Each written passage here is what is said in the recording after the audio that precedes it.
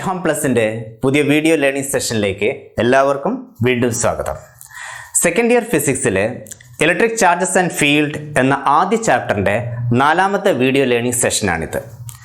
കഴിഞ്ഞ ക്ലാസ്സുകളിലായി നമ്മൾ പറഞ്ഞ കുറച്ച് കാര്യങ്ങൾ ഒന്ന് വളരെ ക്വിക്കായിട്ട് ഒന്ന് ഓടിച്ചു നോക്കാം. അതിൽ ആദ്യത്തെ വീഡിയോയിൽ നമ്മൾ പറഞ്ഞിരുന്നത് സം സിമ്പിൾ ഇലക്ട്രോസ്റ്റാറ്റിക് എക്സ്പെരിമെൻറ്റിനെ പറ്റിയിട്ടായിരുന്നു. Some simple electrostatic experiments. പിന്നീട് നമ്മൾ methods of charging of a body, അതും ആ ഒരു വീഡിയോയിൽ തന്നെ ഡിസ്കസ് ചെയ്തു. 2ാമത്തെ വീഡിയോയിൽ നമ്മൾ ഗോൾഡ് ലീഫ് ഇലക്ട്രോസ്കോപ്പിനെ പറ്റിയും പ്രോപ്പർട്ടീസ് ഓഫ് ഇലക്ട്രിക് ചാർജസിനെ പറ്റിയും വളരെ വിശദമായിട്ട് തന്നെ പറയുകയുണ്ടായി. 3ാമത്തെ വീഡിയോയിൽ നമ്മൾ കൂളംസ് ലോനെ പറ്റിയിട്ടായിരുന്നു ഡിസ്കസ് ചെയ്തത്. അതായത് 2 ചാർജുകൾ തമ്മിലുണ്ടാവുന്ന ആ ഫോഴ്സിൻ്റെ മാഗ്നിറ്റ്യൂഡ് എങ്ങനെ കാണാം, ഡയറക്ഷൻ എന്താണ്, ഒരുപാട് ചാർജസ് വരുമ്പോൾ എന്തായിരുന്നു എഫക്റ്റ്, അത് ന്യൂട്ടൺസ് തേർഡ് ലോ ഒബേ ചെയ്യുന്നുണ്ടോ, തുടങ്ങി കുറച്ച് കാര്യങ്ങൾ അവിടെ വെച്ച് ഡിസ്കസ് ചെയ്തിരുന്നു. കഴിഞ്ഞ ക്ലാസ്സുകളിൽ നമ്മൾ മനസ്സിലാക്കിയൊരു കാര്യമായിരുന്നു there is an interactions between charges. എന്ന് വെച്ചാൽ like charges repel while unlike charges attract each other. മാത്രമല്ല how much is this magnitude of force also be discussed. ഇനി നമ്മൾ അറിയേണ്ട അടുത്തൊരു കാര്യം, നമ്മൾ ഈ സ്പേസിൽ ഇവിടെ ഒരു ചാർജ്ഡ് ബോഡി ഉണ്ടെന്ന് വിചാരിക്കുക. ആ വസ്തുവിന് ചാർജ് ഉണ്ടോ അല്ലെങ്കിൽ അതൊരു ചാർജ്ഡ് ബോഡിയാണോ എന്നെങ്ങനെ നമ്മൾ മനസ്സിലാക്കും? അത് മനസ്സിലാക്കാൻ ഒരേ ഒരു വഴി മാത്രമേ ഉള്ളൂ. അതായത് വേറെ ഏതെങ്കിലും ചാർജ്ഡ് ബോഡി അതിന് സമീപത്തേക്ക് കൊണ്ടുവരുമ്പോൾ അതിൻ്റെ മുകളിൽ കൊണ്ടുവരുന്ന ആ വസ്തുവിൻ്റെ മുകളിൽ ഫോഴ്സ് ഉണ്ടോ ഇല്ലയോ, ഏതാണ് ആ ഡയറക്ഷൻ ഓഫ് ഫോഴ്സ് എന്നതിനെ അടിസ്ഥാനപ്പെടുത്തിയാണ് നമുക്ക് പറയാൻ സാധിക്കുക ഈ വസ്തുവിന് ചാർജ് ഉണ്ടോ എന്ന് മാത്രമല്ല അതേത് തരം ചാർജാണ് എന്നൊക്കെ നമുക്ക് പറയാൻ സാധിക്കും. ഒരു ഉദാഹരണത്തിന് സപ്പോസ് എൻ്റെ ഈ കയ്യിൽ ഇവിടെ ഒരു പോസിറ്റീവ് ചാർജുള്ള വസ്തു ഉണ്ടെന്ന് വിചാരിക്കുക. അപ്പം ഞാനിതിൻ്റെ സമീപത്തേക്ക് വേറൊരു പോസിറ്റീവ് ടെസ്റ്റ് ചാർജ് കൊണ്ടുവച്ചു. നോക്കൂ എന്താ സംഭവിക്കുന്നത്, ഒരു റിപ്പൾസീവ് ഫോഴ്സ് ഉണ്ട് ഇവിടെ. ഈ റിപ്പൾസീവ് ഫോഴ്സിനെയാണ് ഞാനിവിടെ റെഡ് ആരോ മാർക്കായിട്ട് റെപ്രസെൻറ്റ് ചെയ്തിരിക്കുന്നത്. ഈ ആരോയുടെ ലെങ്ത്ത് ആ ഫോഴ്സിൻ്റെ മാഗ്നിറ്റ്യൂഡും ഡയറക്ഷൻ ഫോഴ്സിൻ്റെ ഡയറക്ഷനുമാണ് സൂചിപ്പിക്കുന്നത്. നോക്കൂ, ഇത് അടുപ്പിക്കുന്ന സമയത്ത്, ദൂരം കുറയ്ക്കുന്ന സമയത്ത് ഫോഴ്സ് കൂടുന്നതായിട്ട് നിങ്ങൾക്ക് കാണാൻ സാധിക്കുന്നുണ്ട്. ഇനി വളരെ അകത്തി പോകുന്നതിനനുസരിച്ച് ഫോഴ്സ് കുറയുന്നുണ്ടെങ്കിൽ പോലും എൻ്റെ ഈ റൈറ്റ് ഹാൻഡ് സൈഡിലിരിക്കുന്ന ഈ ചാർജ്, നമുക്കതിനെ സോഴ്സ് ചാർജ് എന്ന് വിളിക്കാം. ഈ സോഴ്സ് ചാർജ് ഈ ടെസ്റ്റ് ചാർജിനെ ഇൻഫ്ലുവൻസ് ചെയ്യുന്നുണ്ട്. ഈ ഒരു ഡിസ്റ്റൻസ് ആണെങ്കിൽ പോലും ഇൻഫ്ലുവൻസ് ചെയ്യുന്നുണ്ട്. എന്നാൽ ഒരുപാട് ദൂരത്തേക്കാണ് നമ്മൾ ടെസ്റ്റ് ചാർജ് വെക്കുന്നതെങ്കിൽ ഈ സോഴ്സ് ചാർജിൻ്റെ ഇൻഫ്ലുവൻസ് നെഗ്ലിജിബിൾ ആണ്, തീരെയില്ല എന്ന് തന്നെ പറയാൻ സാധിക്കും. അതിൻ്റെ അർത്ഥം ഒരു ചാർജിന് ചുറ്റും ആ ചാർജിൻ്റെ ഇൻഫ്ലുവൻസ് അനുഭവപ്പെടുന്ന certain regions are there, certain space are there. അപ്പോൾ ഈ ഒരു സ്പേസ്, ഈ പരിധി വിട്ട് ഈ വേറെ ഏതെങ്കിലും ചാർജർ പാർട്ടിക്കിളിനെ ഇതിനെ അട്രാക്റ്റ് ചെയ്യാൻ സാധിക്കില്ല. അപ്പോൾ ഒരു ചാർജർ ബോഡിക്ക് ചുറ്റുമുള്ള ഒരു 3 ഡയമെൻഷണൽ സ്പേസിൽ ആ സ്പേസിലേക്ക് വേറെ ഏതെങ്കിലും ഒരു ചാർജർ ബോഡി വെക്കുകയാണെങ്കിൽ ആ ചാർജർ ബോഡിയുടെ മുകളിൽ, ആ ടെസ്റ്റ് ചാർജിൻ്റെ മുകളിൽ ഫോഴ്സ് അനുഭവപ്പെടുന്നതായിരിക്കും. ഈ ഒരു റീജിയനെ, ഈ സ്പേസിനെ, ഈ 3 ഡയമെൻഷണൽ സ്പേസിനെയാണ് നമ്മൾ ഇലക്ട്രിക് ഫീൽഡ് എന്ന ഒരു ക്വാളിറ്റേറ്റീവ് ടേം കൊണ്ട് ഉദ്ദേശിക്കുന്നത്. അപ്പോൾ എന്താണ് electric field? Electric field is a region or space around a charged body or a system of charges in which the other particle experience electrostatic force. ഇതിനെയാണ് നമ്മൾ electric field എന്ന് പറയുന്നത്. അങ്ങനെയാണെങ്കിൽ ഒരു പോസിറ്റീവ് ചാർജ് ഇവിടെ ഉണ്ടെങ്കിൽ ആ പോസിറ്റീവ് ചാർജിന് ചുറ്റും അതിൻ്റെ ഇൻഫ്ലുവൻസ് അനുഭവപ്പെടുന്ന some regions are there. Up to a particular limit it can experience the electrostatic force due to this source charge. ഈ സ്പേസിനെ, 3 ഡയമെൻഷണൽ സ്പേസിനെയാണ് നമ്മൾ ഇലക്ട്രിക് ഫീൽഡ് എന്ന സിമ്പിൾ ടേം കൊണ്ട് ഉദ്ദേശിക്കുന്നത്. ഇതിലൊരു നെഗറ്റീവ് ചാർജ് ആണെങ്കിലും ഇതേപോലെ തന്നെ ഈ റീജിയൻസ് ഉണ്ടാവും, ചുറ്റും ഒരു സ്പേസ് ഉണ്ടാവും. പക്ഷേ ഒരു ഈ നെഗറ്റീവ് ചാർജിൻ്റെ സമീപത്തേക്ക് ഒരു പോസിറ്റീവ് ടെസ്റ്റ് ചാർജ് കൊണ്ടുവച്ചാൽ ഉണ്ടാവുന്ന ഫോഴ്സിൻ്റെ ഡയറക്ഷൻ അതിനടുത്തേക്കായിരിക്കും. ഡയറക്ഷനിൽ വ്യത്യാസം ഉണ്ടാവും, but still there is a field that is called the electric field. So electric field is a very qualitative term. It's a space or it's a region or space around a charge or a system of charges in which the other charged particle experience electrostatic force. Mathematically, this electric field is extends up to infinity. But practical point of view, it is limited to a certain distance, up to a certain distance. Okay, beyond that the influence is very negligible. Practically it is not noticeable. ഇനി നോക്കൂ, ഈ ഇങ്ങനൊരു region ഉണ്ടെന്ന് നമ്മൾ മനസ്സിലാക്കി. അപ്പോൾ region ഉണ്ട്. പക്ഷേ ഈ റീജിയനിലെ എല്ലാ ഭാഗത്തും ഈ ടെസ്റ്റ് ചാർജിൻ്റെ മുകളിൽ അനുഭവപ്പെടുന്ന ഫോഴ്സിൻ്റെ അളവ് സെയിം ആണോ? ഒരിക്കലും അല്ല. അതായത് ഞാൻ നേരത്തെ സൂചിപ്പിച്ചിരുന്നല്ലോ, അത് എൻ്റെ കയ്യിലുണ്ടായിരുന്ന ഈ സോഴ്സ് ചാർജിൻ്റെ സമീപത്തേക്ക് ടെസ്റ്റ് ചാർജ് വളരെ അടുത്താണ് വെക്കുന്നതെങ്കിൽ ഉണ്ടാവുന്ന ഫോഴ്സ് വളരെ കൂടുതലാണ്. എന്നാൽ വളരെ കുറച്ച് അകലെയാണ് വെക്കുന്നതെങ്കിൽ ഉണ്ടാവുന്ന ഫോഴ്സിൻ്റെ അളവ് കുറവാണ്. അപ്പോൾ അതുകൊണ്ട് തന്നെ ഈ ഓരോ സ്പേസിലെ ഓരോ പോയിന്റിലും ഈ ഇലക്ട്രിക് ഫീൽഡ് എന്ന് പറഞ്ഞിരിക്കുന്ന അതിൻ്റെ സ്ട്രെങ്ത് ഡിഫറെൻ്റ് ആണ്. സോ നമുക്കൊരു പുതിയ ടേം പരിചയപ്പെടാം, the strength of electric field, അല്ലെങ്കിൽ കുറച്ചും കൂടി ഇൻറ്റൻസിറ്റി ഓഫ് ഇലക്ട്രിക് ഫീൽഡ് എന്നും പറയാം. അതല്ല എങ്കിൽ ഇലക്ട്രിക് ഫീൽഡ് സ്ട്രെങ്ത് എന്ന് പറയാം. പിന്നെ ഈ ഒരു വലിയ വേർഡ് പറയാനുള്ള ബുദ്ധിമുട്ട് കൊണ്ട് ഇതിനെ ലോപിച്ച് ഇലക്ട്രിക് ഫീൽഡ് എന്ന് മാത്രമായി പോയിട്ടുമുണ്ട്. അപ്പോൾ എന്തായാലും നമുക്കിപ്പോൾ സ്ട്രെങ്ത് ഓഫ് ഇലക്ട്രിക് ഫീൽഡ് എന്ന് അതിനെ വിളിക്കാം. എങ്ങനെയാണ് ഈ strength of electric field define ചെയ്യുന്നത്?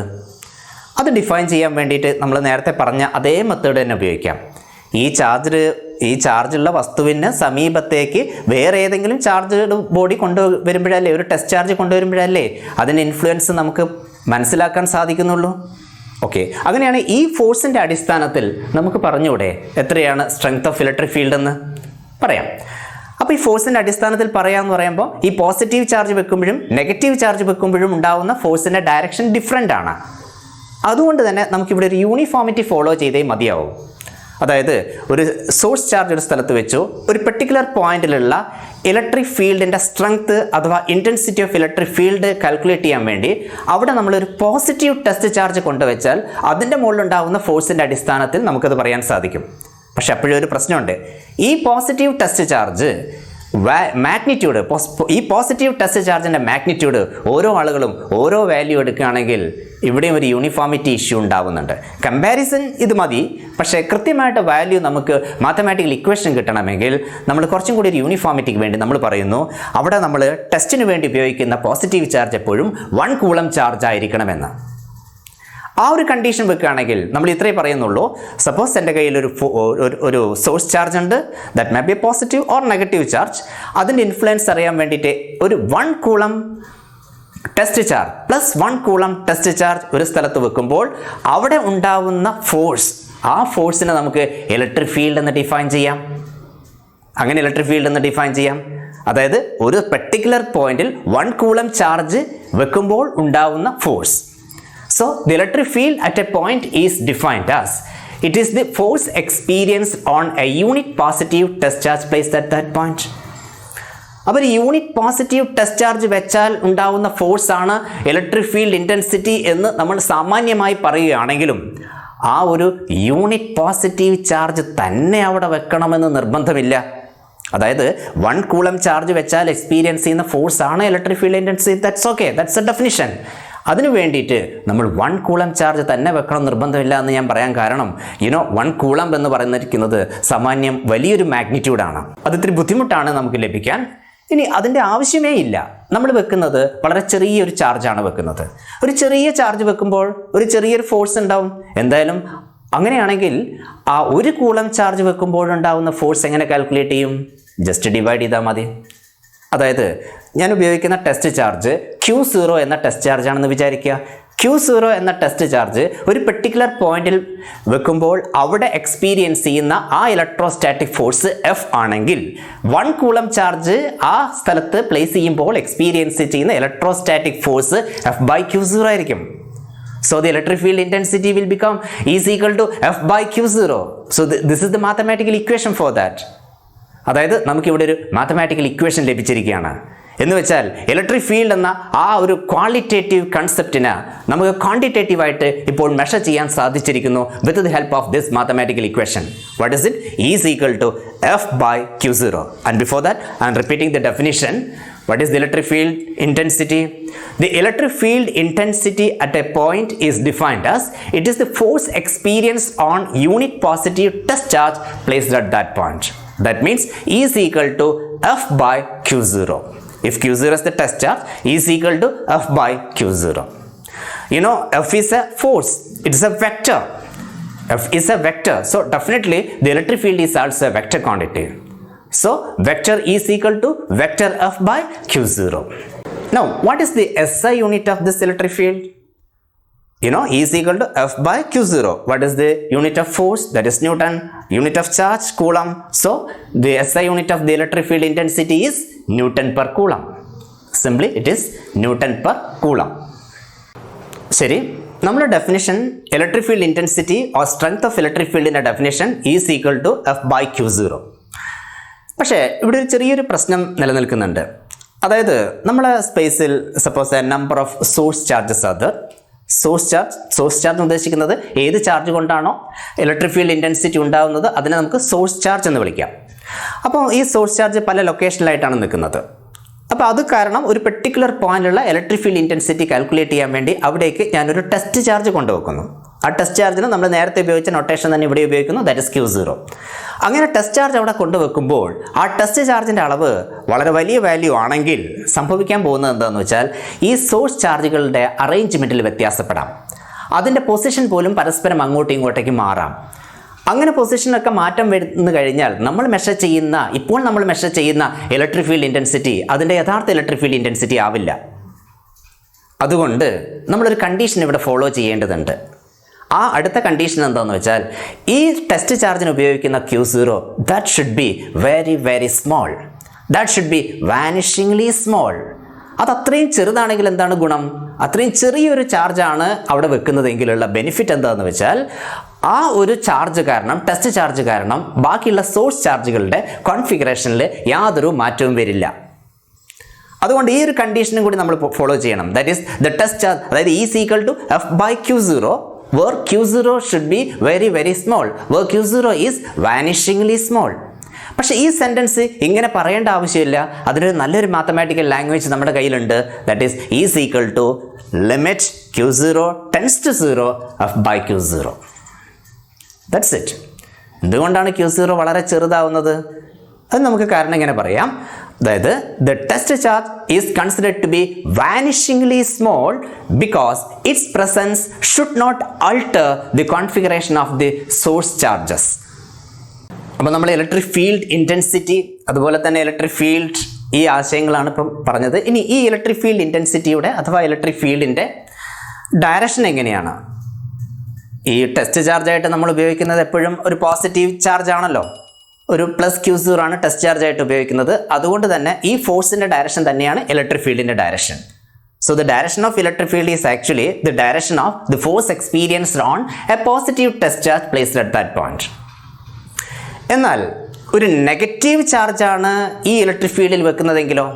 ഇലക്ട്രിക് ഫീൽഡിൻ്റെ ഡെഫിനിഷൻ നമ്മൾ നേരത്തെ പറഞ്ഞതുപോലെ തന്നെ, പക്ഷെ ഒരു നെഗറ്റീവ് ചാർജാണ് ഈ ഇലക്ട്രിക് ഫീൽഡിൽ ഈ ഒരു പോയിന്റിൽ വെക്കുന്നതെങ്കിൽ ഉണ്ടാവുന്ന ഫോഴ്സിൻ്റെ ഡയറക്ഷൻ ആ ഇലക്ട്രിക് ഫീൽഡിൻ്റെ ഓപ്പോസിറ്റ് ഡയറക്ഷനിലായിരിക്കും ഉണ്ടാവുക. The force experienced on a negatively charged body is in the opposite direction of the direction of electric field intensity. പിന്നെ നേരത്തെ പറഞ്ഞു electric field is a vector quantity. That's right, it's a vector quantity. It's not only that, it has a particular unique value at every point in this field, in this vector field. അതിനെ നമുക്ക് വേണമെങ്കിൽ vector field എന്ന് വിളിക്കാം, because it is A electric field is a vector. അപ്പം അങ്ങനെ നോക്കുമ്പോൾ എന്തുകൊണ്ടാണ് ഒരു യുണീക്ക് വാല്യൂ ആണെന്ന് പറയുന്നത്? കാരണം ആ പോയിന്റ് ചാർജ് അല്ലെങ്കിൽ ഒരു സോഴ്സ് ചാർജ് നിന്നും ഒരു പക്ഷേ തുല്യ അകലത്തിലുള്ള പോയിന്റുകൾക്കെല്ലാം ഒരു പക്ഷേ magnitude of electric field same ആയി എന്ന് വരാമെങ്കിൽ പോലും ഡയറക്ഷൻ വിൽ ബി ഡിഫറെൻറ്റ്. ഒരു വെക്റ്റർ ക്വാണ്ടിറ്റി എന്ന് പറയുമ്പം അതിനൊരു മാഗ്നിറ്റ്യൂഡും ഡയറക്ഷനും ഉണ്ടാവണമല്ലോ. ഡയറക്ഷൻ ഡിഫറെൻ്റ് ആണെങ്കിൽ അത് ഡിഫറെൻ്റ് ആയി എന്ന് തന്നെ പറയാൻ പറ്റും. So it has A unique value at every point in space. So electric field is actually a function of position as well as the charge also. അപ്പോൾ നമ്മളിപ്പോൾ ഡിസ്കസ് ചെയ്ത് ഇലക്ട്രിക് ഫീൽഡ് ഇൻറ്റൻസിറ്റിയുടെ അഥവാ ഇലക്ട്രിക് ഫീൽഡിൻ്റെ ഒരു ജനറൽ മാത്തമാറ്റിക്കൽ എക്സ്പ്രഷനാണ്. ഇനി നമുക്കൊരു specific ആയിട്ട് പറയുകയാണെങ്കിൽ ഒരു പോയിന്റ് ചാർജ് പ്രൊഡ്യൂസ് ചെയ്യുന്ന ഇലക്ട്രിക് ഫീൽഡ് ഇൻറ്റൻസിറ്റിയാണ് നമ്മളിനി കാൽക്കുലേറ്റ് ചെയ്യാൻ പോകുന്നത്. ഒരു പോയിന്റ് ചാർജ് r എന്ന ഡിസ്റ്റൻസിൽ പ്രൊഡ്യൂസ് ചെയ്യുന്ന electric field intensity. Point charge എന്നുള്ളത് എന്താണെന്ന് മുമ്പത്തെ വീഡിയോയിലൊക്കെ പറഞ്ഞിട്ടുണ്ടായിരുന്നു. അതായത് ആ ദൂരവുമായിട്ട് കമ്പയർ ചെയ്യുമ്പം അതിൻ്റെ സൈസ് നെഗ്ലിജിബിളി സ്മോൾ ആയിരിക്കണം, അഥവാ ദൂരം കൂടുതലായിരിക്കണം, സൈസ് കുറവായിരിക്കണം. സോ അതിനെ നമുക്ക് പോയിന്റ് ചാർജ് എന്ന് വിളിക്കാം. ശരി, അതിനു വേണ്ടിയിട്ട് consider A point charge. A point charge is placed in space. Where is it? Suppose it is at the origin of the XYZ coordinate system like this. Okay, now let P is another point. Where is this P? P is at a distance r from the origin. r എന്ന position vector വെച്ചിട്ട് നമുക്ക് ഈ P എന്ന പോയിന്റിനെ represent ചെയ്യാം. ഇനി ആ ഒരു P എന്ന പോയിന്റിൽ നമ്മൾ ടെസ്റ്റ് ചാർജിനെ വെക്കുകയാണ്. The test charge is Q0. So what happens? Yes, already വെച്ചിരിക്കുന്ന ഒരു പോസിറ്റീവ് പോയിന്റ് ചാർജാണ്. നമ്മൾ ഉപയോഗിച്ചിരിക്കുന്ന ടെസ്റ്റ് ചാർജും പോസിറ്റീവ് വാല്യൂ ആണ്, Q0 plus Q0. So it will experience A repulsive force. Is outward direction, is a repulsive force. So can you find the force experienced on Q0 by Q? Yes, you can find. In which method? By Coulomb's law.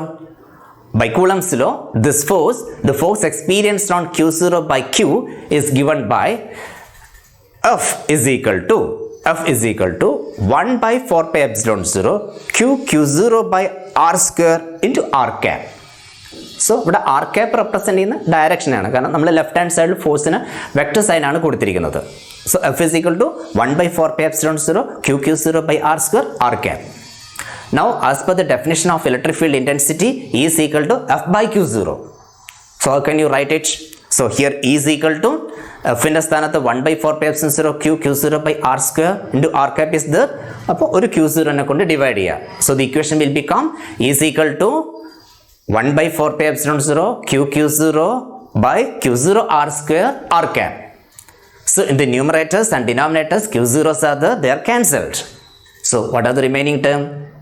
So E is equal to E of R is a function of position. So E or E of R is equal to 1 by 4 pi epsilon 0 Q by R square into R cap. Simple. E is equal to 1 by 4 pi epsilon 0 Q by R square into R cap. ഇനി ഇതേ expression തന്നെ നമുക്ക് vector R എന്ന ഇവിടെ R ക്യാപ്പിന് പകരം vector R തന്നെ എഴുതുകയാണെങ്കിൽ നിങ്ങൾക്കറിയാം ഡിനോമിനേറ്ററിൽ ആർ സ്ക്വയർ എന്നുള്ള ആർ ക്യൂബ് ആയിട്ട് മാറുമെന്നുള്ള കാര്യം. ഇത് മുമ്പ് കൂളംസ് ലോയിലൊക്കെ നമ്മൾ അങ്ങനെ റെപ്രസെൻറ്റ് ചെയ്തിട്ടുണ്ടായിരുന്നു. അതുപോലെ ഇവിടെ എഴുതുകയാണെങ്കിൽ എന്ത് വരും? Vector is equal to 1 by 4 pi epsilon 0 Q by R cube into vector R എന്ന് വരും. ഓക്കെ, ഇനി നോക്കൂ, ഇവിടെ എന്താണ്? Electric field is inversely proportional to square of the distance. So usually force is also inversely proportional to square of the distance. So suppose let us plot a graph in which R square is along the x-axis and E along the y-axis. You will get this type of graph. This point charge is a positive charge. That means if Q greater than 0, that means if Q is positive, so what is the direction of this electric field intensity? It is outward, radially outward എന്ന് പറയാം. എന്നാൽ if this charge is, the point charge is negative, so what is the direction of electric field intensity? Towards it. So if Q is less than 0, the direction of electric field is towards it, radially inwards എന്നൊരു sentence വെച്ചും കൂടി നമുക്കിതിനെപ്പറ്റി പറയാൻ പറ്റും. Now suppose നമ്മുടെ സ്പേസിൽ ഒരു charge അല്ല ഉള്ളത്, ഒരു പോയിന്റ് ചാർജ് അല്ല ഉള്ളത്. A number of point charges അത്. That means Q1, Q2, Q3, Q4 etcetera Qn.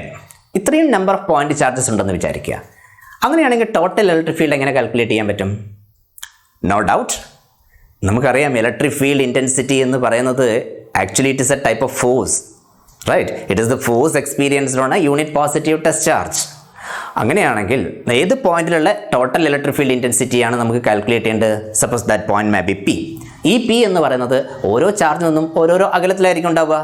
ഈ P Q1ൽ നിന്നും R1P എന്ന അകലത്തിലാണ്, Q2ൽ നിന്നും R2P. അങ്ങനെ നൊട്ടേഷൻ നമുക്ക് സിമ്പിളായിട്ട് എടുക്കാൻ പറ്റും. Q3ൽ നിന്നും R3P, അങ്ങനെ പോകുന്നു. അങ്ങനെയാണെങ്കിൽ the total electric field, electric field is A vector. So the total electric field is actually the vector sum of the electric field due to the individual charges. So you can write vector E is equal to vector E1 plus vector E2 plus vector E3 plus etc. plus vector En. And here the electric field or electric field intensity obey superposition principle. ഇവിടെ E1 എന്ന് പറയുന്നത് electric field at the point P due to Q1. So E1 is equal to 1 by 4 pi epsilon 0 Q1 divided by R1P square R1P cap. അതുപോലെ E2 is equal to 1 by 4 pi epsilon 0 Q2 divided by R2P square into R2P cap. So the total electric field E can be written like this. is equal to 1 by 4 pi epsilon 0 q1 divided by r1 p square into r1 p cap plus q2 1 by 4 pi epsilon 0 q2 divided by r2 p square into r2 p cap plus etc. plus 1 by 4 pi epsilon 0 qn divided by rn p square into rn p cap. ഈ ഒരു ഇത്രയും long ആയിട്ടുള്ള ഈ ഒരു ഇക്വേഷനാണ് നമുക്ക് സിമ്പിളായിട്ട് എഴുതാൻ പറ്റുന്ന ഒരു സമ്മേഷൻ രൂപത്തിൽ എഴുതാൻ പറ്റുന്ന ഒരു എക്സ്പ്രഷൻ നമുക്ക് പരിചയമുണ്ട്, നമ്മൾ ഉപയോഗിച്ചിട്ടുണ്ട്. അത് ഇവിടെയും കൂടി ഉപയോഗിക്കുകയാണെങ്കിൽ നമുക്ക് എങ്ങനെ എഴുതാൻ സാധിക്കും? E of r is equal to, so here 1 by 4 pi epsilon 0 is a common term, 1 by 4 pi epsilon 0 sigma qi divided by rip square rip cap. ഇത്രയേ ഉള്ളൂ. ഇങ്ങനെ ഒരു സിമ്പിൾ രൂപത്തിൽ നമുക്ക് ഈ ടോട്ടൽ ഇലക്ട്രിക് ഫീൽഡിൻ്റെ എക്സ്പ്രഷൻ എഴുതാം. Anyway the electric field intensity obey super position principle. നേരത്തെ നമ്മൾ മനസ്സിലാക്കിയ കാര്യമാണ്, ഒരു ചാർജ് ഒരു സ്പേസിൽ വെച്ചാൽ അതിന് ചുറ്റും അതിനെ ഇൻഫ്ലുവൻസ് ചെയ്യാൻ പറ്റുന്ന ഒരു റീജിയൻ ഉണ്ടെന്ന്. അങ്ങനെയാണെങ്കിൽ ആ റീജിയനെ നമുക്ക് എങ്ങനെ റെപ്രസെൻ്റ് ചെയ്യാം? പല രീതിയിൽ റെപ്രസെൻ്റ് ചെയ്യാം. ഒരു ടൈപ്പ് ഓഫ് റെപ്രസെൻറ്റേഷൻ ഒന്ന് നോക്കും. അതായത് ഒരു പോസിറ്റീവ് ചാർജ്, ഒരു പ്ലസ് ക്യൂ സ്പേസിൽ വെച്ചിരിക്കുകയാണ്.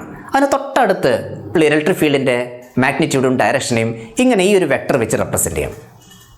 ഈ വെക്ടറിന് ഒരു ലെങ്ത് ഉണ്ട്, ഒരു ഡയറക്ഷനും ഉണ്ട്. ദാറ്റ് മീൻസ് അതിനൊരു വ്യക്തമായ ഒരു പെർട്ടിക്കുലർ ഡയറക്ഷൻ ആൻഡ് മാഗ്നിറ്റ്യൂഡ് ഉണ്ട്. എന്നാൽ ആ ഒരു കുറച്ചും കൂടി അങ്ങേപ്പുറത്തുള്ള കുറച്ചും കൂടി ദൂരെയുള്ള ഒരു പോയിന്റിൽ ഉണ്ടാവുന്ന ഈ ഫോഴ്സിനെ, അതായത് ഇലക്ട്രിക് ഫീൽഡിനെ എങ്ങനെ റെപ്രസെൻ്റ് ചെയ്യാം? അത് വേറൊരു വെക്ടറായിട്ട് റെപ്രസെൻ്റ് ചെയ്യാം. പക്ഷേ ആ വെക്ടറിൻ്റെ ലെങ്ത് അല്പം ചെറുതാണ്, പക്ഷേ ആരോ സെയിം ഡയറക്ഷനിലാണ്, എന്ന് വെച്ചാൽ ഡയറക്ഷനിൽ മാറ്റം വരുന്നില്ല. അതേപോലെ ഇങ്ങനെ ചെറിയ ചെറിയ വെക്ടേഴ്സായിട്ട് നമുക്ക് ഈ ഇലക്ട്രിക് ഫീൽഡിനെ റെപ്രസെൻ്റ് ചെയ്യാൻ സാധിക്കും. പക്ഷേ അത് ഒരു ഭാഗത്തൂടെ മാത്രമല്ലല്ലോ, എല്ലാ ഭാഗത്തൂടെയും ഇതേപോലെ നമുക്ക് വെക്ടേഴ്സിനെ വെച്ചിട്ട് റെപ്രസെൻ്റ് ചെയ്യാൻ പറ്റും. ഇങ്ങനെ ഒരുപാട് ഇത്തരം കുഞ്ഞു കുഞ്ഞു വെക്ടേഴ്സായിട്ട് നമുക്ക് ഇലക്ട്രിക് ഫീൽഡിനെ റെപ്രസെൻ്റ് ചെയ്യാൻ സാധിക്കും. ഈ വെക്ടറിൻ്റെ ഒക്കെ ഡയറക്ഷൻ നോക്കൂ, എങ്ങോട്ടാണ്? ഇറ്റ്സ് റേഡിയലി ഔട്ട്വേർഡ്സ്, അല്ലേ? പുറത്തേക്ക് പോകുന്ന രീതിയിലാണ് ആ ഡയറക്ഷൻ എല്ലാം വരുന്നത്. ഇനി അതേസമയം നെഗറ്റീവ് ചാർജ് ആണെങ്കിലോ, ഇപ്പോഴും നമുക്ക് വെക്ടേഴ്സായിട്ട് ഈ ഇലക്ട്രിക് ഫീൽഡ് പല സ്പേസിലുള്ള കുറേ ചെറിയ ചെറിയ വെക്ടേഴ്സായിട്ട് റെപ്രസെൻ്റ് ചെയ്യാൻ ഇവിടെയും സാധിക്കും. അങ്ങനെ ചെയ്യുമ്പം പല ഭാഗത്തു നിന്നുള്ള അതിലേക്ക് എത്തിച്ചേരുന്ന വെക്ടേഴ്സായിട്ട്. അപ്പോൾ നോക്കൂ, ഇതും നേരത്തെയും തമ്മിലുള്ള എന്താണ് ആകെപ്പാടെയുള്ളൊരു വ്യത്യാസം എന്താണെന്ന് വെച്ചാൽ, നേരത്തേത് ഈ പോയിന്റ് ചാർജിൽ നിന്നും അകന്നു പോകുന്ന രീതിയിലാണെങ്കിൽ നെഗറ്റീവ് ചാർജ് വരുന്ന സമയത്ത് ഈ പോയിന്റ് ചാർജിലേക്ക് കേന്ദ്രീകരിക്കുന്ന രീതിയിലാണ് ഈ വെക്ടേഴ്സൊക്കെ ഉള്ളത്. ഇനി വെക്ടറായിട്ട് റെപ്രസെൻ്റ് ചെയ്യുന്നത് ഇത്തിരി ബുദ്ധിമുട്ടായതുകൊണ്ട് അതിന് സിമ്പിൾ ലൈൻസ് ആയിട്ട് മാത്രം റെപ്രസെൻ്റ് ചെയ്യുകയാണെങ്കിലോ, വെറുതെ ലൈൻസ് ആയിട്ട് പ്ലോട്ട് ചെയ്യുക. അപ്പോൾ ഇതേപോലെ ഉള്ള ലൈൻസ് കിട്ടും. ഒരു പോസിറ്റീവ് ചാർജിൽ നിന്ന് ലൈൻസ് എല്ലാം കൂടി അകന്നകന്നകന്ന് സ്പ്രെഡ് ചെയ്ത് പോകുന്ന പോലെ, നെഗറ്റീവ് ചാർജിലേക്ക് ലൈനാണ് ഉള്ളിലേക്ക് ചേരുന്നത് പോലെ, towards it converging, in the case of positive charge diverging. ഈ രീതിയിലുള്ള ലൈൻസ് ആയിട്ട് നമുക്ക് ഇലക്ട്രിക് ഫീൽഡ് ഇൻറ്റൻസിറ്റിനെ റെപ്രസെൻ്റ് ചെയ്യാൻ സാധിക്കും. ഇങ്ങനെ ലൈൻസ് ആയിട്ട് ഇലക്ട്രിക് ഫീൽഡ് ഇൻറ്റൻസിറ്റിനെ റെപ്രസെൻ്റ് ചെയ്യുമ്പോൾ ചെറിയൊരു ചോദ്യം വരുന്നുണ്ട്. പല ഭാഗത്തും ഉണ്ടാകുന്ന ഇലക്ട്രിക് ഫീൽഡ് ഇൻറ്റൻസിറ്റിയിൽ ഉണ്ടാകുന്ന വേരിയേഷൻ എങ്ങനെ മനസ്സിലാക്കാൻ സാധിക്കും? അത് വെക്ടർ ആണെങ്കിൽ നമുക്ക് ഈ ആരോയുടെ ലെങ്ത് വെച്ച് റെപ്രസെൻ്റ് ചെയ്യാൻ പറ്റും. പക്ഷേ അത് ബുദ്ധിമുട്ടായതുകൊണ്ടാണ് നമ്മൾ ഇങ്ങനെ ചെയ്യുന്നത്. പക്ഷേ ഇവിടെയും നമുക്ക് വേരിയേഷൻ റെപ്രസെൻ്റ് ചെയ്യാൻ വഴികളുണ്ട്. അതായത് ഇലക്ട്രിക് ഫീൽഡ് ഇൻറ്റൻസിറ്റി കൂടുതലായിരിക്കുന്ന സ്ഥലത്ത് ഈ ഫീൽഡ് ലൈൻസിൻ്റെ എണ്ണം വളരെ കൂടുതലായിരിക്കും. എന്ന് വെച്ചാൽ അതിൽ തമ്മിലുണ്ടാകുന്ന അടുപ്പം, റിലേറ്റീവ് ക്ലോസ്നെസ് കൂടുതലായിരിക്കും ഇലക്ട്രിക് ഫീൽഡ് കൂടുതലാണെങ്കിൽ. എന്നാൽ ഇലക്ട്രിക് ഫീൽഡ് കുറവാണെങ്കിൽ അത് കുറച്ചും കൂടി ഒരു വൈഡ്ലി സെപ്പറേറ്റഡ് ആയിട്ടായിരിക്കും നിൽക്കുക. ആ രീതിയിൽ മാത്രമേ നമുക്കത് മനസ്സിലാക്കാൻ സാധിക്കുന്നു. Anyway this is A very convenient pictorial representation of electric field. ഇത് ആദ്യം ഇൻട്രൊഡ്യൂസ് ചെയ്തത് മൈക്കൽ ഫാരഡേ ആണ്. ഇത് നമുക്ക് വളരെ സൗകര്യമാണ്. ഇലക്ട്രിക് ഫീൽഡിനെ വിഷ്വലൈസ് ചെയ്യാനുള്ള ഒരു സംവിധാനമായിട്ട് നമുക്കിതിനെ ഉപയോഗിക്കാം. It's not a real lines, അത് നമുക്ക് ഫീൽഡ് ലൈൻസ് എന്നാണ് വിളിക്കുക. It's not the real lines, but it can represent a real situation. അപ്പോൾ ഇത് പോസിറ്റീവ് ചാർജും നെഗറ്റീവ് ചാർജും മാത്രമാണെങ്കിൽ it is of course straight lines ആണ്. എന്നാൽ പോസിറ്റീവ് ചാർജും നെഗറ്റീവ് ചാർജും വരുന്ന ഒരു സാഹചര്യമാണുള്ളതെങ്കിലോ, ഉദാഹരണം ഇതേപോലെ ഒരു പോസിറ്റീവ് ചാർജ് ഉണ്ട്, ഒരു നെഗറ്റീവ് ചാർജ് ഉണ്ട്. എങ്ങനെ ഫീൽഡ് ലൈൻസിനെ റെപ്രസെൻ്റ് ചെയ്യും? നേരത്തെ സ്ട്രെയിറ്റ് ലൈൻസ് ആയിരുന്നു ഉണ്ടായിരുന്നത്, ഇവിടെ സ്ട്രെയിറ്റ് ലൈൻസ് അല്ല. നേരത്തെ സ്ട്രെയിറ്റ് ലൈൻസ് ആവാൻ കാരണം നമുക്കറിയാം, പോസിറ്റീവ് ചാർജ് ആരംഭിച്ച് അങ്ങ് പോവുകയാണ്, ഇത് ഗോസ് ടു ഇൻഫിനിറ്റി. അതേപോലെ നെഗറ്റീവ് ചാർജിലേക്ക് വരികയാണ് ചെയ്യുന്നത്. പക്ഷെ ഇവിടെ പോസിറ്റീവ് നെഗറ്റീവ് ചാർജ് ഉണ്ടെങ്കിൽ ഇവിടെ പോസിറ്റീവ് ചാർജ് ആരംഭിച്ച് നെഗറ്റീവിലേക്ക് വരണം. അപ്പോൾ എങ്ങനെയായിരിക്കും ഉണ്ടാവുക? ഈ മനോഹരമായ ഈ കർവായിരിക്കും കിട്ടുക. ഒരു മനോഹരമായ ഈ രൂപത്തിലുള്ള കർവാണ് നമുക്കിവിടെ ലഭിക്കുന്നത്. അതായത് ഈ പോസിറ്റീവ് ചാർജിൻ്റെ സമീപത്ത് എവിടെയെങ്കിലും ഒരു പോസിറ്റീവ് ടെസ്റ്റ് ചാർജ് വെച്ചിട്ട് നമ്മളതിനെ ഫ്രീ ആയിട്ട് വിടുകയാണെങ്കിൽ അത് മൂവ് ചെയ്യുന്ന പാത്താണ് ആക്ച്വലി ഇത്. പോസിറ്റീവ് ചാർജിൽ നിന്ന് ആരംഭിച്ച് അങ്ങനെ നെഗറ്റീവ് ചാർജിലേക്ക് അവസാനിക്കുന്നു. അപ്പോൾ ഇവിടെ ഈ കർവ് അപ്പോൾ അങ്ങനെ നോക്കുകയാണെങ്കിൽ ജനറലായിട്ട് പറയുകയാണെങ്കിൽ അപ്പോൾ ഫീൽഡ് ലൈൻസ് എന്ന് പറയുന്നത് സ്ട്രെയിറ്റ് ലൈൻസ് എന്ന് പറയാൻ പറ്റില്ല. കാരണം ഈ ഒരു സിറ്റുവേഷനിൽ അത് സ്ട്രെയിറ്റ് ലൈൻ അല്ല. അപ്പോൾ generally speaking it is A curve എന്ന് വേണമെങ്കിൽ പറയാം. It is A curve. അപ്പോൾ ഈ കർവിൻ്റെ ഒരു പ്രത്യേകത എന്താണ്? ഈ കർവിൻ്റെ മുകളിൽ എവിടെയെങ്കിലും ഉള്ള ഇലക്ട്രിക് ഫീൽഡ് ലൈൻസിൻ്റെ ഡയറക്ഷൻ കാണാൻ വേണ്ടി നമുക്ക് എന്താ ചെയ്യാൻ പറ്റുക? അതിനുവേണ്ടി നമ്മളൊരു പോയിന്റ് P കൺസിഡർ ചെയ്യുന്നു. It's on A field line. ഒരു കർവിൻ്റെ മുകളിലുള്ള ഒരു പോയിന്റാണ് P. അവിടെ നമ്മളൊരു ടാൻജൻറ്റ് വരയ്ക്കുകയാണെങ്കിൽ ഈ ടാൻജൻറ്റിൻ്റെ ഡയറക്ഷൻ തന്നെയാണ് ഇലക്ട്രിക് ഫീൽഡ് ഇൻറ്റൻസിറ്റിയുടെ ഡയറക്ഷൻ. അതായത് അത് ഇവിടെ മാത്രമല്ല, ഈ ഇലക്ട്രിക് ഫീൽഡ് ലൈൻസിൻ്റെ മുകളിൽ, ഈ കർവിൻ്റെ മുകളിൽ ഈ ഏത് സ്ഥലത്ത് ഏത് പോയിന്റ് എടുക്കുകയാണെങ്കിൽ അവിടെ നമ്മളൊരു ടാൻജൻറ്റ് വരച്ചാൽ ആ ടാൻജൻറ്റിൻ്റെ ഡയറക്ഷനും അവിടുത്തെ ഇലക്ട്രിക് ഫീൽഡ് ഇൻറ്റൻസിറ്റിയുടെ ഡയറക്ഷനും സെയിം ആയിരിക്കും. അപ്പം അതുകൊണ്ട് നമുക്ക് ഈ ഒരു പ്രോപ്പർട്ടീനെ ബേസ് ചെയ്തുകൊണ്ട് നമുക്ക് ഇലക്ട്രിക് ഫീൽഡ് ലൈൻസിനെ നമുക്കൊന്ന് ഡിഫൈൻ ചെയ്യാം. അതായത് electric field lines is defined as it is a curve drawn in an electric field such that the tangent to it at any point gives the direction of electric field intensity at that point. Electric field lines എന്ന് പറയുന്നത് ഒരു കർവാണ്. ആ കർവിൻ്റെ മുകളിൽ എവിടെയെങ്കിലും വെച്ച് നിങ്ങൾ ഒരു tangent വരച്ചാൽ ആ ടാൻജൻറ്റ് ഇലക്ട്രിക് ഫീൽഡ് ലൈൻസിൻ്റെ ഡയറക്ഷനാണ് തരിക. അതായത് ഇലക്ട്രിക് ഫീൽഡ് ലൈൻസിൻ്റെ ഡയറക്ഷൻ തരുന്ന ടാൻജൻറ്റ് വരയ്ക്കാൻ പറ്റുന്ന പോയിന്റുകളെല്ലാം തന്നെ യോജിപ്പിച്ചിട്ട് നിങ്ങൾ പ്ലോട്ട് ചെയ്യുന്ന കർവ് തന്നെയാണ് ഫീൽഡ് ലൈൻസ് എന്ന് പറയുന്നത്. അതായത് ഒരു പോസിറ്റീവ് ടെസ്റ്റ് ചാർജിന് ഒരു സ്ഥലത്ത് വെച്ച് ഫ്രീ ആയിട്ട് അതിന് മൂവ് ചെയ്യാൻ അനുവദിക്കുകയാണെങ്കിൽ അത് പോകുന്ന വഴി തന്നെയാണ് ഈ ഫീൽഡ് ലൈൻസ് എന്ന് പറയുന്നത്.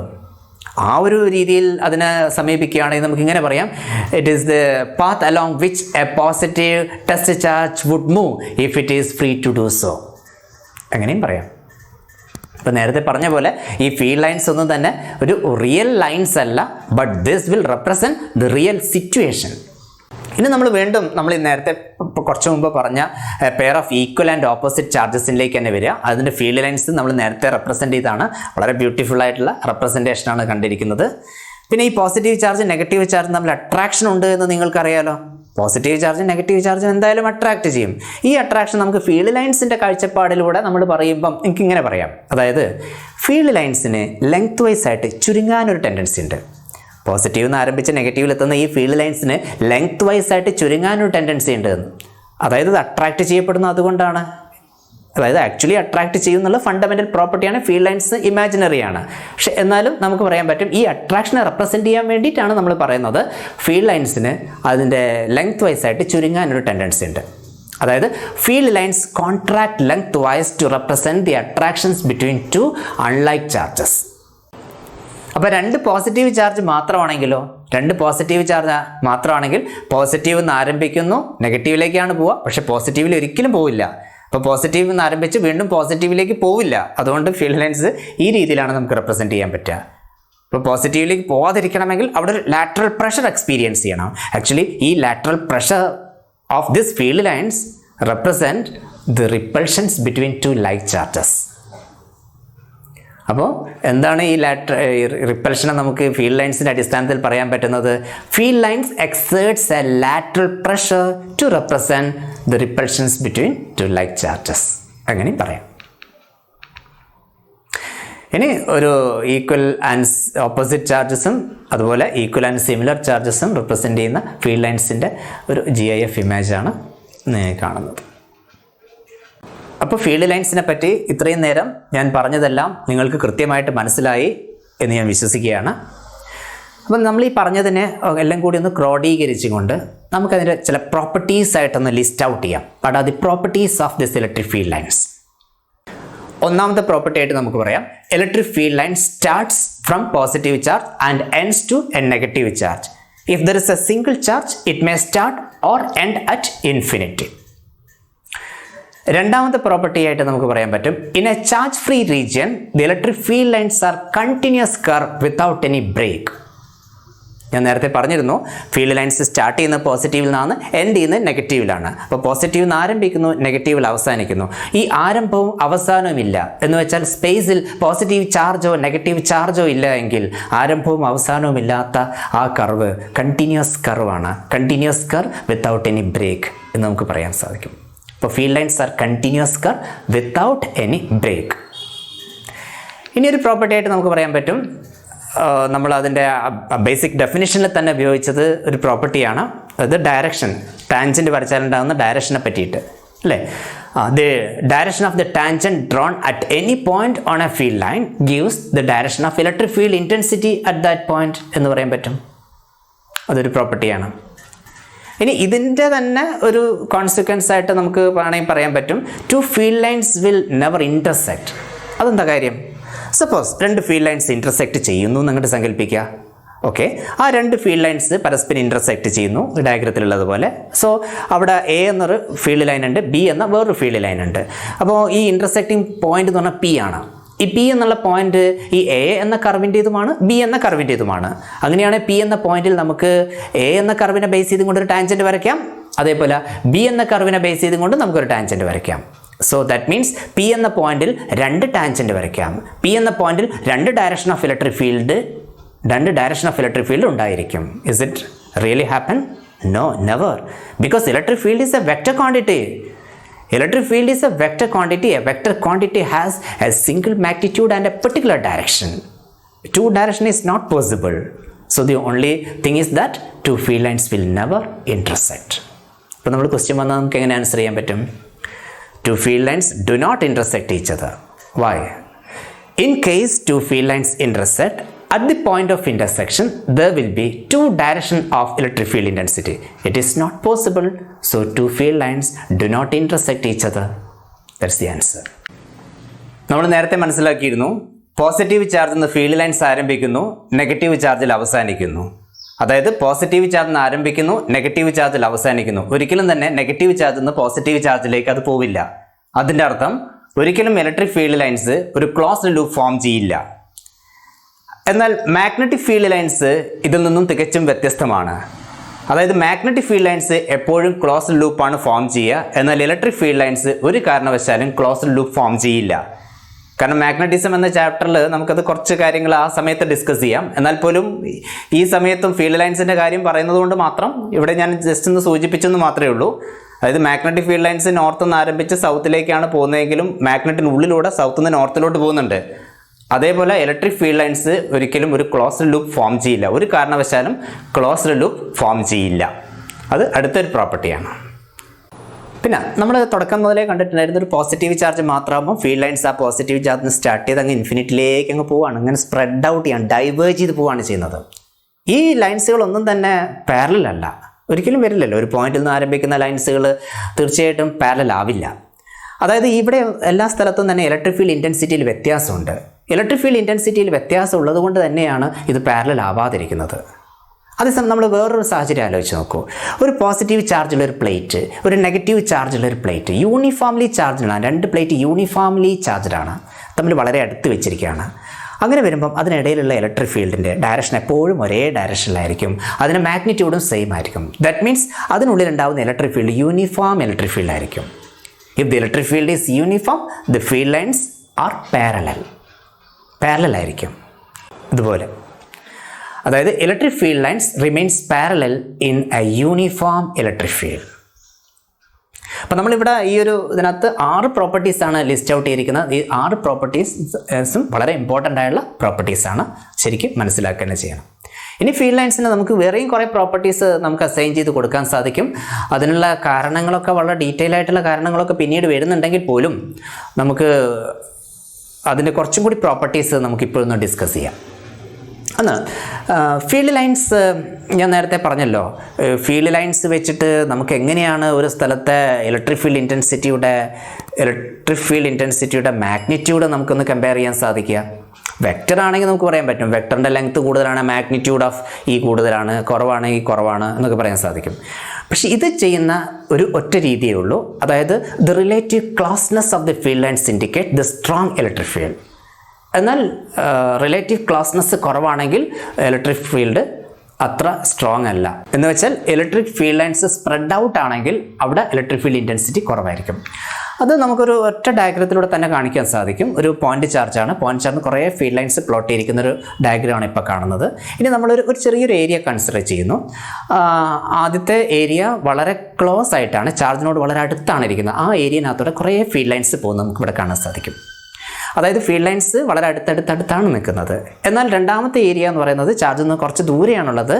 അവിടെ ആ ഒരു ഏരിയനകത്തൂടെ പോകുന്ന ഫീൽഡ് ലൈൻസിൻ്റെ എണ്ണം സെയിം ഏരിയ തന്നെയാണ്, പക്ഷേ ഫീൽഡ് ലൈൻസിൻ്റെ എണ്ണം കുറവാണെന്ന് വെച്ചാൽ സ്പ്രെഡ് ഔട്ടാണ്. അതാണ് ഞാൻ പറഞ്ഞിരിക്കുന്നത്.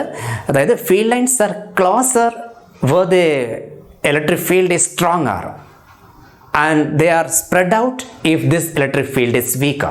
ഇനി വേറൊരു പ്രോപ്പർട്ടി എന്താണെന്ന് വെച്ചിട്ടുണ്ടെങ്കിൽ, ഒരു പോസിറ്റീവ് ചാർജ് ബോഡി ആയാലും വേണ്ടില്ല, നെഗറ്റീവ് ചാർജ് ബോഡി ആയാലും വേണ്ടില്ല, അവിടെ ഉണ്ടാകുന്ന ഫീൽഡ് ലൈൻസ്, ആ ബോഡിയിൽ നിന്ന് പുറപ്പെടുന്ന ഫീൽഡ് ലൈൻസ് അല്ലെങ്കിൽ അതിലേക്ക് വരുന്ന ഫീൽഡ് ലൈൻസ് എപ്പോഴും അതിൻ്റെ സർഫസിന് പെർപെൻഡിക്കുലർ ആയിരിക്കും.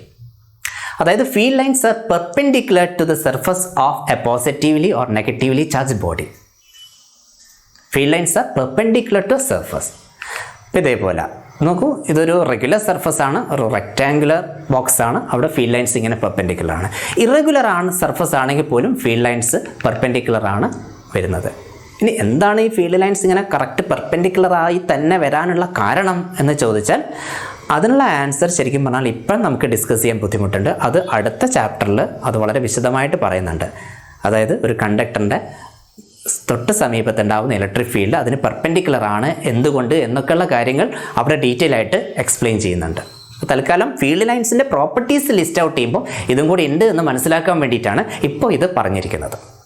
ഓക്കെ, ഇനി ആദ്യമേ സൂചിപ്പിച്ചല്ലോ, field lines contract lengthwise to represent the attractions between two unlike charges. അത് നമുക്കിവിടെ ഒരു പ്രോപ്പർട്ടി ആയിട്ട് എഴുതാൻ പറ്റും. അതേപോലെ തന്നെ ലൈക്ക് ചാർജസ് ആണെങ്കിൽ എന്താ സംഭവിക്കുക? Field lines exerts a lateral pressure to represent the repulsions between like charges. Okay, അതും ഒരു പ്രോപ്പർട്ടി ആയിട്ട് നമുക്ക് ലിസ്റ്റ് ചെയ്യാൻ സാധിക്കും. അതേപോലെ നമുക്ക് പറയാൻ പറ്റുന്ന വേറൊരു കാര്യമാണ്, field lines do not pass through a conductor. ഒരു സ്റ്റാറ്റിക് എക്വിലിബ്രിയം കേസിൽ ഒരു കണ്ടക്ടറിന് ഉള്ളിലൂടെ ഫീൽഡ് ലൈൻസ് പാസ് ചെയ്യുന്നില്ല. അതെന്താണ് കാരണം എന്നുള്ളത് ഞാൻ നേരത്തെ സൂചിപ്പിച്ചതുപോലെ നെക്സ്റ്റ് ചാപ്റ്ററിലാണ് ഡീറ്റെയിൽ ആയിട്ട് പറയുന്നത്. Anyway, properties of electric field list out ചെയ്യുമ്പം ഇതൊന്ന് സൂചിപ്പിച്ചു എന്ന് മാത്രമേ ഉള്ളൂ. ഒരു കണ്ടക്ടറിനുള്ളിൽ ഇലക്ട്രിക് ഫീൽഡ് ഉണ്ടാവില്ല, എന്തുകൊണ്ട് എന്ന കാര്യങ്ങൾ അടുത്ത ചാപ്റ്ററിൽ നമുക്ക് പറയാം. പിന്നെ field lines can pass through the insulator. It can pass through an insulator. ഇൻസുലേറ്ററിനുള്ളിലൂടെ പാസ് ചെയ്യാൻ സാധിക്കും. ഓക്കെ, ഇത്രയൊക്കെയാണ് ഫീൽഡ് ലൈൻസിൻ്റെ പ്രോപ്പർട്ടീസ് ആയിട്ടുള്ളത്.